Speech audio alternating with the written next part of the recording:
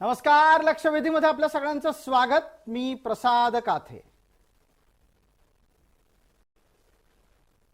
दसरा मेळाव्याच्या निमित्तानं राष्ट्रीय स्वयंसेवक संघाचे प्रमुख सरसंघचालक मोहन भागवतांनी एक वक्तव्य केलं.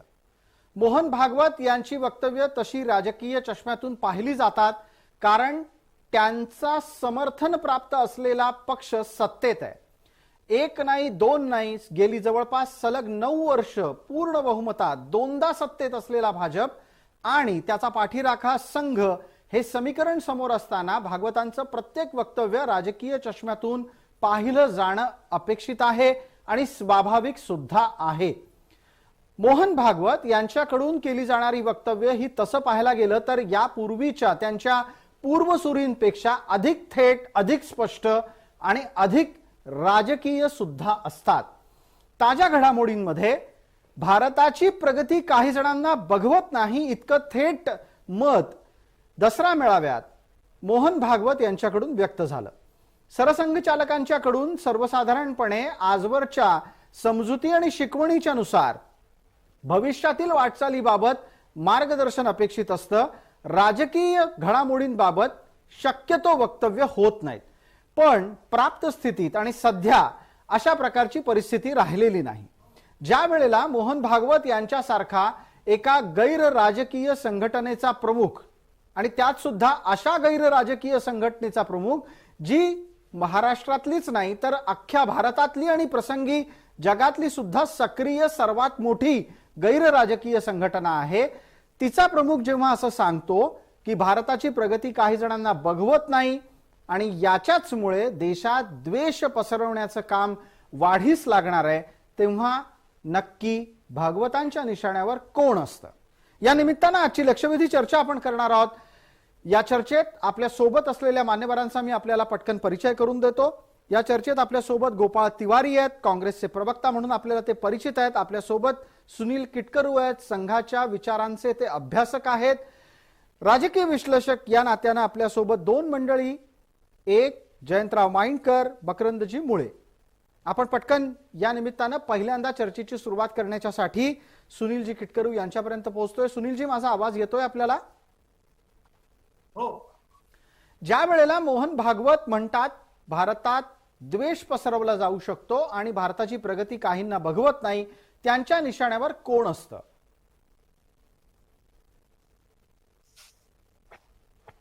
यामध्ये भागवतांनी जे म्हटलेलं आहे त्याच्यामध्ये वेगवेगळ्या NGO, सामाजिक संघटना, त्यानंतर देश विदेशातून भारत विरोधी कारवाया करणारे लोक आणि राजकीय पक्षांचे पण काही लोक हे असतात. अशा सर्वच देशहित न पाहणाऱ्या अशा सर्व मंडळींचा याच्यामध्ये समावेश आहे. आपण ते पाहतो की कॅनडामधून देखील भारत विरोधी गतिविधी सुरू आहेत. त्याच्यामुळे आपल्याला असं म्हणता येईल की वेगवेगळे फोर्सेस जे आहे, आंतरराष्ट्रीय फोर्सेस, त्यांचे एजंट्स हे भारतामध्ये काम करत आहेत. या सर्वांना लक्षून आणि अनेक राजकीय पक्ष व्होट बँकेसाठी वेगवेगळ्या प्रकारच्या घोषणा, वक्तव्य. सुनीलजी, आपल्याला वेगानं चर्चा पुढे न्यायची आहे. तुम्ही म्हणालात की अनेक अशा सामाजिक संघटना आहेत, गैर राजकीय संघटना आहेत, NGO आहेत, ज्यांना भारताचं भलं बघवत नाही. या सगळ्यांचा पाठीराखा कोण आहे? भारतात त्यांचा बॅकबोन अर्थात अशा संघटना भारतामध्ये वाढाव्यात, पोचल्या जाव्यात, टिकून राहाव्यात, यासाठी कोण काम करतंय? तुम्हाला माहिती असेलच.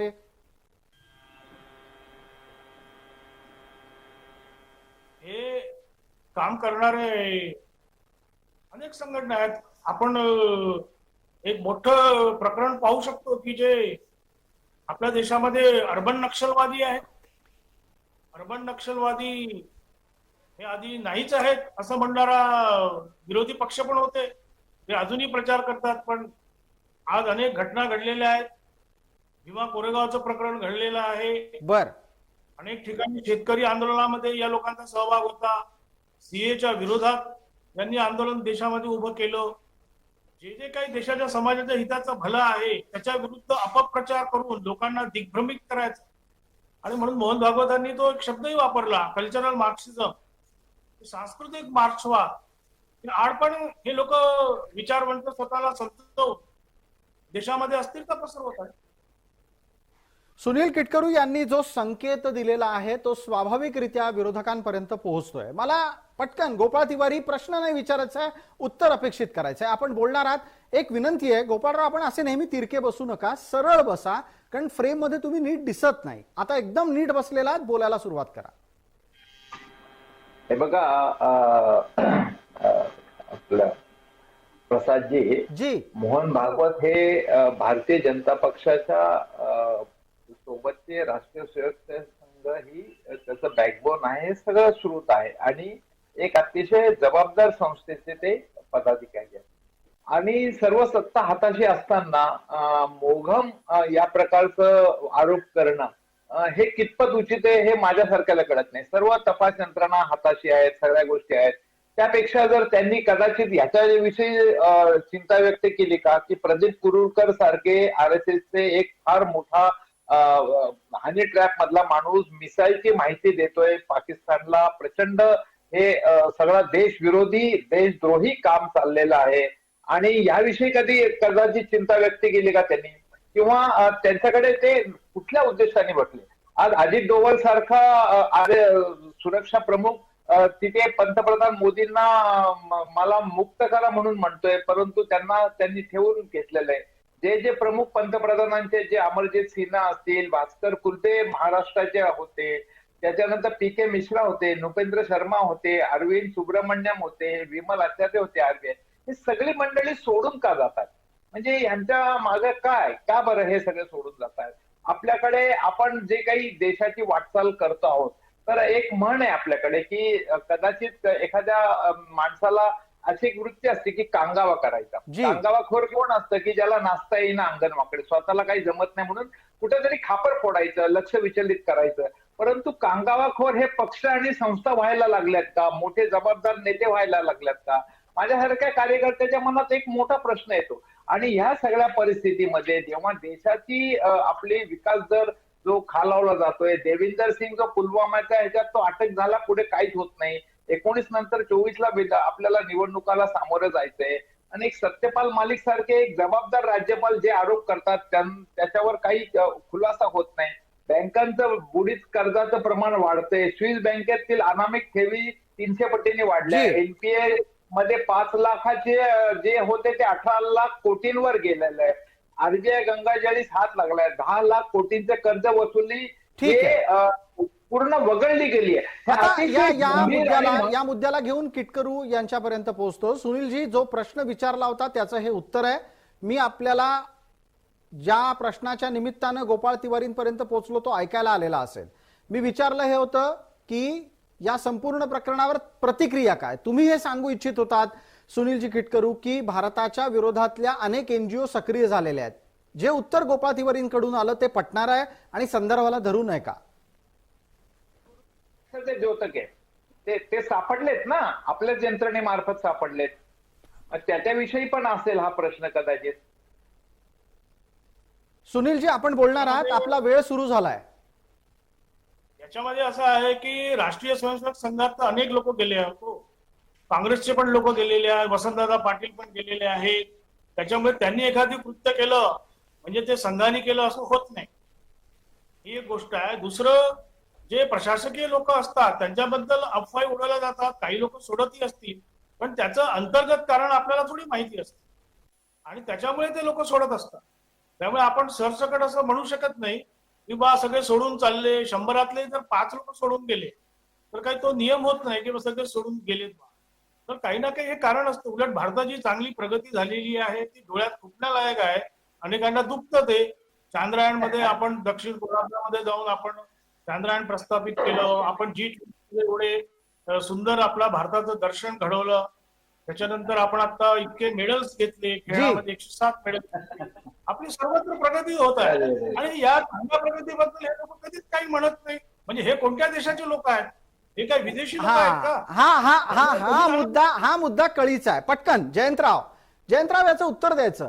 भारताची विविध क्षेत्रात प्रगती होतीये, त्यावर काहीच बोललं जात नाही. या उलट वेगळ्या मुद्द्यांवर चर्चा होते. ही माणसं कुठल्या देशातली आहेत नक्की? आपलं काय निरीक्षण आहे यावर? जयंतराव, 90 सेकंद आहेत, उत्तर आपलं वेळेत संपावं. 90 सेकंद सुरू होत आहेत. माझा आवाज येतोय आपल्याला? बिलकुल खणखणीत येतोय नेहमीप्रमाणे, बोला. हा, मला 1975 ते 77चा आणीबाणीचा काळ आठवतो. काहीस अशाच प्रकारचं विधान इंदिरा गांधी, त्यांचे समर्थक आणि अनेक वेळा आकाशवाणीवरून यायचं की देशाची सगळीकडे प्रगती होते आहे आणि देशद्रोही विरोधकांना मात्र ते बघवत नाही आणि त्याच्यामुळे आम्ही बऱ्याच ठिकाणी कारवाई करत आहोत, त्यांना जेलमध्ये टाकत आहोत. मला एक सांगा, एक आपल्या विरोधकांना, मी पहिल्यांदा मुद्दा जाणीवपूर्वक काँग्रेसचं नाव घेतलेलं आहे, आपल्या विरोधी पक्षांना एकदम देशद्रोही, त्यांना देशाची प्रगती जी होते ती बघवत नाही. मला एक समजत नाहीये किटकरूंना, 107 मेडल काय आम्हाला खाशाबाद जाधव पासून वर्ल्ड कप पासून सर्वांच्या बद्दल आनंद आहे. केवळ आनंद रेशीमबागच्या मैदानात असतो असं सांगू नका हो लोकांना. फार चुकीचं आहे ते.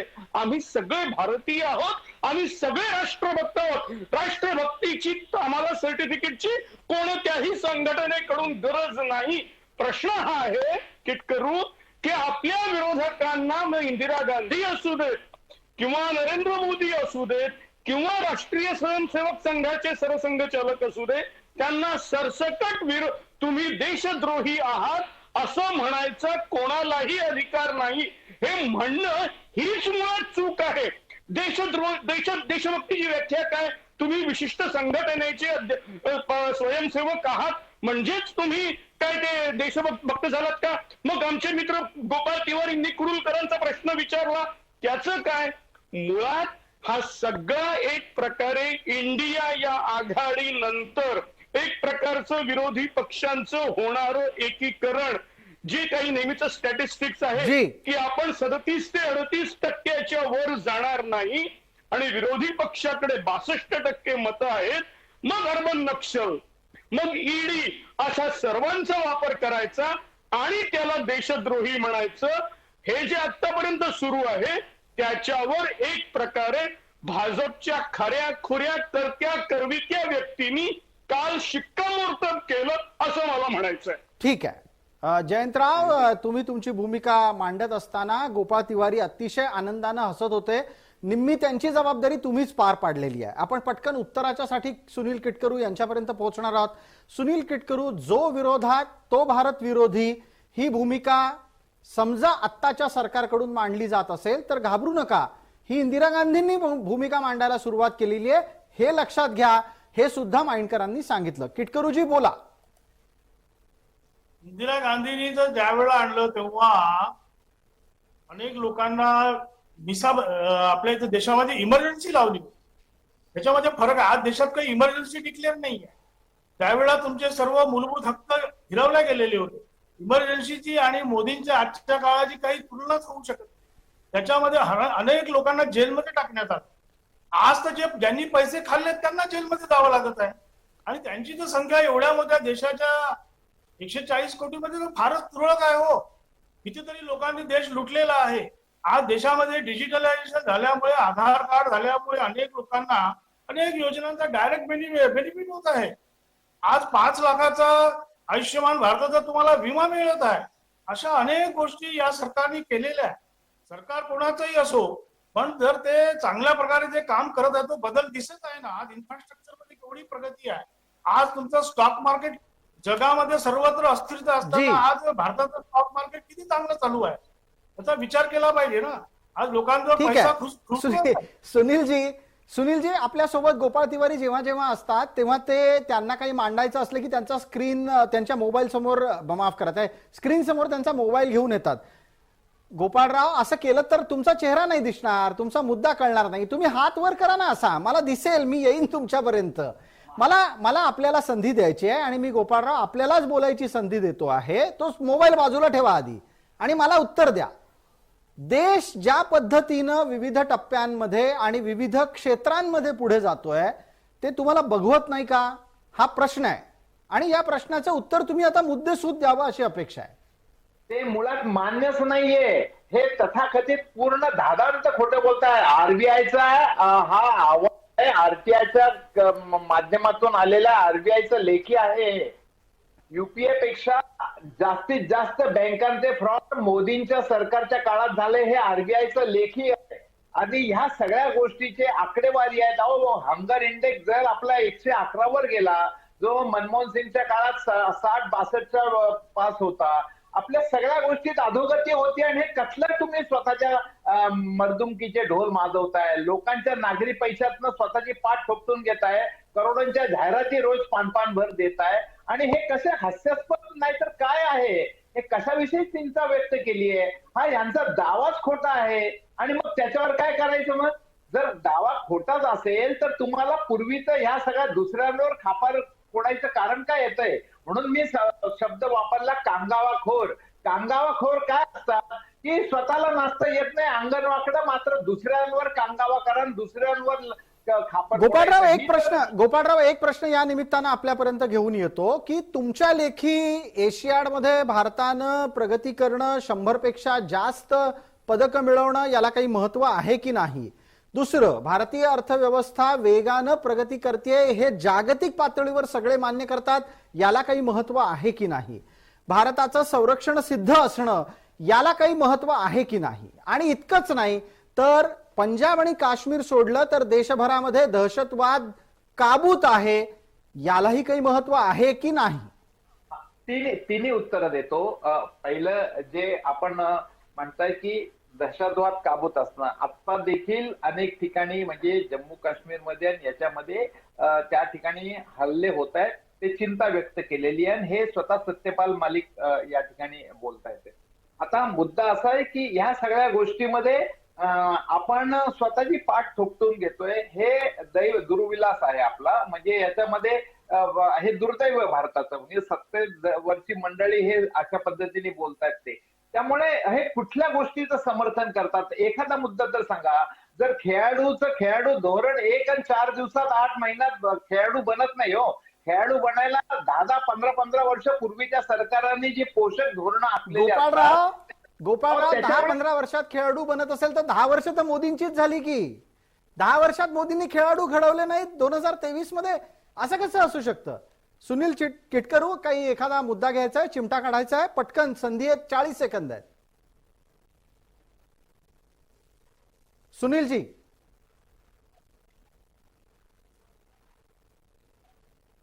आपल्या देशामध्ये काय आहे की जातीच्या, आपल्या देशामध्ये विरोधी पक्ष जे आहेत ते विरोधी जे आहेत ते मोदींना हरवू शकत. काय कुठल्या म्हणजे पूर्वीचे स्पोर्ट्स तुम्ही बघिले तर पूर्वीचे धोरण पोषक होते म्हणून हे प्रगती करू शकले. करू शकले का? बोलतोय तुम्ही. अहो, अतिशय हास्यास्पद विधान आहेत हे. काय करताय तुम्ही? एक तरी कुठलं तुम्ही जस्टिफाय करताय का? एखादं विधान तरी तुमचं. सुनीलजी आपल्याला मुद्दा खोडण्याची संधी दिलेली आहे. गोपाळराव तिवारी भारी पडताना दिसत आहेत, उत्तर द्या. गोपाळराव तिवारींची जे म्हणत आहेत याच्यामध्ये कसं आहे की मोदीजींना 10 वर्ष झाले, जर चांगलं काम करत नसते तर ते दुसऱ्यांदा निवडून आले नसते. आज त्यांचा ग्राफ वाढतच आहे आणि विरोधी पक्षांना लक्षात आलं की आपण एकटे लढू शकत नाही, आपण हरतच जाऊ. आणि म्हणून त्यांनी पुलवामाच्या शहीदांना मागितल्या मताची, पुलवामावर भांडणं लावणारे अशा सगळ्या लोकांना निवडून आलेल्या नाही. पुलवामाच्या शहीदांवर भीक मताची एकही मुद्दा तुमचा मान्य करणार नाही. आपण जे म्हणतो ते आज शांतच आहे. कॅनडा अशांत आहे, पंजाब शांतच आहे. हे चुकीचं विधान आहे. पंजाब हे शांतच आहे, आजही शांत आहे. पंजाब मध्ये गडबडी कॅनडातले लोक करत आहेत आणि काश्मीर देखील शांत आहे. काश्मीर मध्ये शेवटची लढाई चालू आहे की जे अतिरेकी आहे, जे पाकिस्तानचं जुना आहे. आणि आज आपण पाहतो, टीव्हीच पाहतो रोज की पाकिस्तान मधले लोक काय. सुनीलजी वेळेची मर्यादा आहे, मला पटकन जयंतरावांपर्यंत पोहोचायचं आहे. आणि गोपाळराव थोडा धीर धरा, तुमच्याच संघातला खेळाडू येतोय मैदानामध्ये. जयंतराव, मला आपल्याला एक प्रश्न विचारायचा आहे आणि तुम्ही ज्या खुलेपणानं दोन्ही बाजूंचं विश्लेषण करता तसंच उत्तर मला आत्ता सुद्धा अपेक्षित आहे की 10 वर्षात काहीच बदललं नाही असं निरीक्षण हे केवळ राजकीय भूमिकेतूनच येतं का? हे बघा, 95 पासून तुम्ही 10 वर्ष म्हणता, मी तो 95 पासूनचा गुजरात धरतो. 28 वर्षात जर का गुजरातचे रस्ते चांगले असले, जर का तिचे पूल पडत असले, जर का तिथे केवळ कोणीतरी एखादा राजकीय नेता येणार म्हणून रंगरंगोटी होत असेल, या सगळ्याला जबाबदार बीजेपी जर का असेल, तर या 10 वर्षात जे काही 9 वर्षात जर का सगळे जे काही अवॉर्ड्स मिळवले, म्हणजे 2011ला वर्ल्ड कप जिंकलेला होता, मग क्रिकेटमध्ये तर त्या मानाने पिछेहाट होते, 23ला होऊ नये अशी अपेक्षा 11 नंतर असं म्हणायचं का? मला असं वाटतं खेळाडू आपले खेळ खेळत असतात, पण प्रसाद तुम्ही अँकरिंग करताना एक फार सुंदर शब्द वापरला की शेवटी ते पॉलिसी असते ना, तर ती पॉलिसी केव्हा झालेली आहे स्पोर्ट्सच्या बाबतीतली, ती इम्प्लिमेंट केव्हा झाली याला फार महत्व आहे आणि ती तशीच्या तशी पाळली जात आहे की नाही. मला असं वाटतं आपण खेळाडू तेव्हा बिलकुल याच मुद्द्याला अनुषंगून गेल्या 10 वर्षात परिस्थिती ही धोरणात्मक दृष्ट्या सुद्धा बदललेली दिसली आणि जेव्हा भारतात द्वेषाची पेरणी वाढत जाईल असं म्हटलं जातं तेव्हा त्याचा एक मुद्दा हा काँग्रेसच्या दृष्टीनं विरोधी प्रचाराच्या अनुषंगानं येतो. अगदी ताजं उदाहरण आपण एक अग्निवीर गवते याच्या हौतात्म्याचं आहे. याच्या निमित्तानं राहुल गांधींपासून अगदी रोहित पवारांपर्यंत जो जो अपप्रचार झाला तो सगळा सैन्याने खोडून काढला आणि याच निमित्तानं मोहन भागवत यांच्याकडून मांडला गेलेला मुद्दा अधोरेखित होतो. वास्तवाला विपरीत परिस्थिती जनतेसमोर आणण्याचं काम सातत्यानं मोदी विरोधक करतात. हा अग्निवीर गवतेच्या हौतात्म्याच्या निमित्तानं झालेला प्रकार गोपाळ तिवारींना अतिशय चांगला माहीत असेल.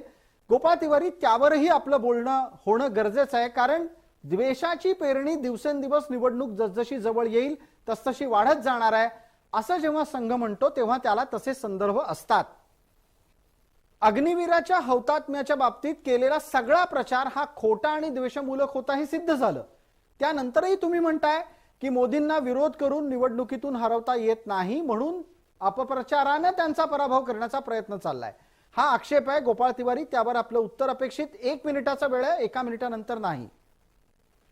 हे बघा की अग्निवीराच्या बाबतीत पहिल्यांदा जी केस आली ती पंजाबमध्ये, त्या ठिकाणी त्या अग्निवीराला सैन्याच्या माध्यमातून जे काही सोपस्कार करायचे होते ते केले गेले नाही. नातेवाईकांना असंच त्याचं पार्थिव दिलं गेलं आणि त्याच्यानंतर जे काही सोशल मीडियावर जे प्रचंड टीका झाली त्याच्यानंतर हे सरकारनी आता अग्निवीरांना काही करायला. मला एक सांगावं, 4 वर्षाच्या नंतर तो माणूस सैन्यातल्या सगळ्या महत्वाच्या बाबी त्याला माहीत होतात, गुप्त खात्यातल्या ज्या काही बाबी माहीत होतात, तो प्रशिक्षण घेतो, रायफल चालवायला शिकतो आणि नंतर 4 वर्षानंतर तो रिटायर होतो. त्याला कुठलं रोज नोकरीसाठी वनवट हिंडावं लागतं. पूर्वी एक काळ होता की सैन्यामध्ये 15 ते 20 वर्षाकरता एक करिअर म्हणून डेडिकेटेड लोक सैन्यात जायचे की देशाचं संरक्षण म्हणून त्याची समाजात ओळख होती. आता तुम्ही काय केलं त्या ह्याचं फक्त पेन्शन, रिटायरमेंटची पेन्शन वाचवायची, पैसे वाचवायचे म्हणून तुम्ही हे सगळं लागू केलं ना. मग याच्यामध्ये अग्निवीरला जी टीका होती ती वास्तवतेला धरूनच आहे. अच्छा, म्हणजे जे काही सांगितलं गेलं ते तुमच्या लेखी वास्तवाला धरून होतं. चर्चेच्या शेवटच्या टप्प्यातला शेवटचा प्रश्न सुनील किटकरू यांच्यासाठी. सुनीलजी, द्वेष पसरवला जाऊ शकतो, त्याचबरोबर भारताची प्रगती न बघवणारे मन भ्रमित करू शकतात हे जेव्हा मोहन भागवत सांगतात, माझा प्रश्न असा आहे की हे होऊ नये म्हणून संघ स्वयंसेवक काय करणार आहेत? आपलं उत्तर 1 मिनिट आहे. हे होऊ नये म्हणून योग्य विचारधारा असलेला पक्ष, राष्ट्रीय विचाराला प्रथमतः मान्यता देणारा आणि राष्ट्रीय हित साधणारा जो पक्ष आहे त्याला संघ स्वयंसेवक मदत करतील, संघ स्वयंसेवक त्याला मतदान करतील. हा विवेक त्यांच्यामध्ये आहे आणि म्हणूनच सरसंघचालकांनी म्हटलं की सर्वांनी मतदान करावं आणि त्याच्यातून व्यक्त व्हावं. त्याच्यामुळे राष्ट्रीय स्वयंसेवक सगळे हे करणारच. त्याचबरोबर जे देशाचे हितशत्रू आहेत त्यांना आपण उघडं पाडणार, त्यांच्या विरुद्ध संघ स्वयंसेवक प्रचार करणार, गावागावात जाणार. कारण हा भारत देश तोडण्यासाठी अनेक मंडळी ही कामामध्ये आहेत. धर्मांतरण करणारी अनेक मोठ्या मोठ्या एजन्सीज युरोपमधून लागलेल्या आहेत. त्याचबरोबर देशामध्ये आतंकवाद पसरवणाऱ्या संस्था आहेत. SC, ST, OBC या सर्वांना फोडण्याचे प्रयत्न चालू आहेत. जे आदिवासी समाजातले लोक रामाची पूजा करायचे त्यांना रावणाचं पूजा करायला लावत आहेत. असे खुलेआम प्रकार ठीक आहे. खेड्यापाड्यामध्ये आणि वनवासी एरियात सुरू झाला आहे. याच्यासाठी भारतीय समाजाला सावध करण्यासाठी संघाचे स्वयंसेवक गल्लोगल्ली गावागावात ठीक आहे. थोडक्यात काय तर येत्या दिवसामध्ये हा वैचारिक लढा कृतिशील पद्धतीनं अधिकाधिक तीव्र होताना आपल्याला दिसणार आहे. तुर्तास आपण सर्व मान्यवर या चर्चेमध्ये सहभागी झालात त्याबद्दल आपले मनपूर्वक आभार. लक्षवेधीच्या या चर्चेमध्ये तुर्तास इतकंच. सर्व प्रेक्षकांना जय महाराष्ट्र.